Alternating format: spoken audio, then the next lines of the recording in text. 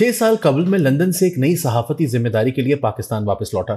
उस वक्त सियासी मंजरनामा तेजी से पेचीदा तर हो रहा था। नवाज शरीफ के चाहने वालों ने हाल ही में एक मुतनाज़ अदालती फैसले के नतीजे में अपना बादशाह खो दिया था और अब वो इसके नामजद करदा एक प्यादे की क़यादत में अपनी इंतखाबी मुद्दत पूरी करने की जद्दोजहद कर रहे थे। मेरे ओहदे के बाइस जल्द ही मुझे मुल्क के करता धरताओं तक रसाई मिल गई। मुल्क की सियासत एक घड़मस थी। इस्लामाबाद मुल्क के तूलो अर्ज से इकट्ठे हुए रिटायर्ड और हाजिर सर्विस सरकारी अफसरान से भरा एक बेजार सा शहर है। असल ताकत अलबत्ता मुल्क का फौजी छावनी वाले शहर में है। दिन उकता देने वाले होते हैं, लेकिन अगर मेजबान और इर्द गिर्द का माहौल अच्छा हो तो शामें बहुत दिलचस्प हो सकती हैं। ड्राइंग रूम क्यूबा के सिगार और अमरीकी सिगरेटों के धुएं से अटे होते हैं। तरह तरह के स्कॉटिश मशरूबात ऐसी मालूमात से लेस दलाइल को खूबसूरत से खूबसूरत तर तराश रहे होते हैं जो आम हालात में रियासती राज समझे जाते हैं। एक सहाफ़ी के लिए इस्लामाबाद और रावलपिंडी में ठीक जगहों पर ऐसे ठीक दोस्तों का होना बहुत ज़रूरी है। मेरी खुशकिस्मती थी कि कुछ ऐसे अफसरान से उस वक्त दोस्ती हुई जब वो यूरोप में मुख्तलिफ मकामात पर तैनात थे और अब इस्लामाबाद और रावलपिंडी में कलीदी ओहदों पर फाइज थे। दिसंबर की एक सर्द शाम में एक ऐसे दोस्त के साथ बैठा अर्ल ग्रे पी रहा था जो अक्सर वर्दी वालों के साथ नजर आता था। मैंने पूछा कि क्या इसे कुछ अंदाजा था कि इस बार नवाज शरीफ को इक्तदार से क्यों निकाला गया था, जबकि इन्होंने रावलपिंडी में किसी को तंग भी नहीं किया था। मेरे दोस्त ने मुझ पर नजरें टेकाई। कुछ तवील लम्हे तवक्कुफ के बाद गोया किसी आतिश फिशा को दबाने की कोशिश कर रहा हो, बिल आखिर एक छोटा सा मुखफ़्फ़फ अपनी जबान से निकाला, सीपैक। मैं हैरत से इसकी तरफ अपनी समातों में पढ़ने वाले अल्फाज की तस्दीक की ख्वाहिशमंद निगाहों से देख रहा था। इसकी आंखों में फौलाद जैसा एतमाद था। इस्लामाबाद में बहुत ज्यादा कॉन्फ्रेंस हॉल तो नहीं, लेकिन उस जमाने में इस शहर के 2 ही काबिल जिक्र होटलों के कॉन्फ्रेंस हॉल्स में जितनी भी तकरीबात समा सकती थी, इनमें वॉशिंगटन से दूरी बनाने और बीजिंग को गले लगाने की अहमियत को ही उजागर किया जा रहा होता था। सदर शी जिनपिंग और इनके बेल्ट एंड रोड इनिशिएटिव को तसव्वुराती जनाजू का रास्ता बताया जा रहा था। सामईन को बताया जा रहा था कि सीपैक ही पाकिस्तान की गुर्बत से निजात की वाहिद उम्मीद है। बूढ़े रिटायर्ड अफसरान जिनके पूरे करियर फुल ब्राइट के वजीफों से इबारत थे और जो लोगों को अपने बैरून मुल्क चोटी के तालीमी इदारों में रहने और पढ़ने की कहानियां सुनाते थकते ना थे, हैरत में गुम नाजरीन को बता रहे होते कि मशरिक से उभरता हुआ तंदुरुस्त और तवाना चीन ही पाकिस्तान की आखिरी उम्मीद है, एक गरीब एटमी मुल्क जिसे इसके मगरबी नाखुदाओं ने तनहा छोड़ दिया था। ऐसी जमहूरियत का क्या फायदा जब ये अपने एक गरीब साथी को इसके पैरों पर खड़ा होने में मदद तक नहीं कर सकती। 2018 के इंतखाबात ने लेकिन सब कुछ तब्दील कर दिया। सियासी नौसिखिए जिन्हें चंद ताकत के भूखे और खुद पसंद जर्नैलों ने इक्तदार में ला बिठाया था, सीपैक पर रोकें लगाने लगे। पहले इन्होंने प्रोजेक्ट्स के तरीकाकार पर सवालात उठाए और फिर शफाफियत और सूबाई मफादात के नाम पर इन्हें मुकम्मल तौर पर बंद कर दिया। सीपैक पर काम रुक गया। रियासत के करता धरता लेकिन लोगों से झूठ बोलते रहे कि कुछ ना कुछ काम अब भी जारी है।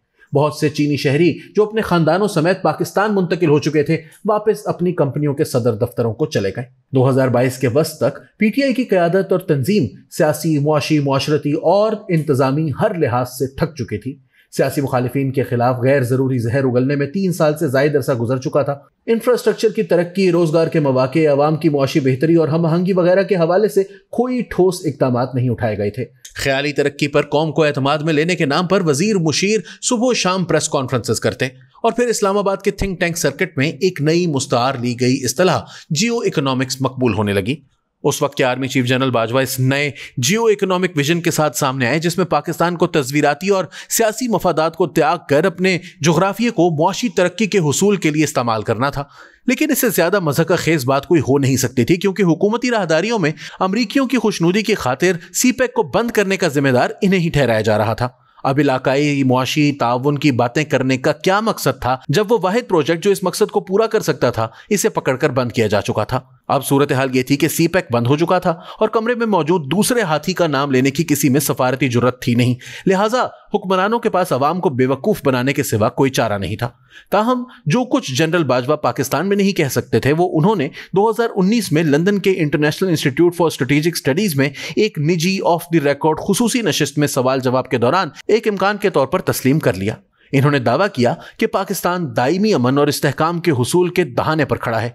यह बैनुल अक़वामी सतह पर मानी खेज शराकतदारी, मदद और इलाकाई चैलेंजेस से जूझने की कुव्वत इरादी से हासिल किया जा सकता है।